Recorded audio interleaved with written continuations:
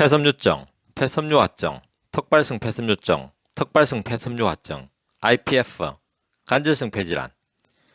폐간질 질환인 폐섬유증을 근원적으로 호전시키는 폐섬유 시소탕을 치료 목표는 숨참의 호흡곤란, 호전이 아닙니다.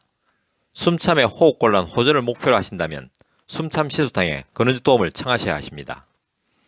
폐간질의 섬유화에 따른 폐섬유증은 호흡곤란으로 사망에 이르게 하는 무서운 질환입니다.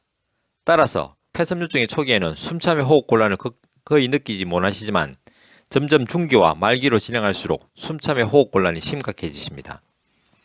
다국적제약회사의 항섬유화제인 피르페니돈과 닌텐다닙은 식욕부진, 설사, 광과민 등의 부작용에도 불구하고 섬유화 진행 속도를 25에서 50% 정도 지연시키는 한계를 가집니다.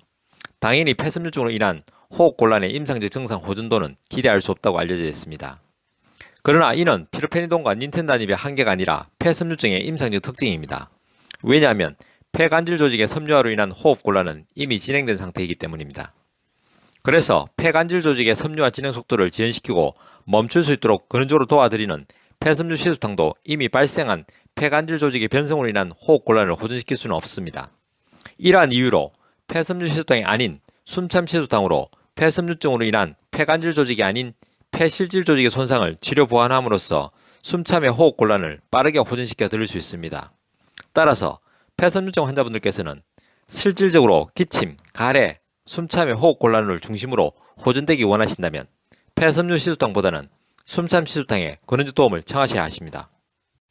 한의학은 과학입니다. 한의학은 철학입니다.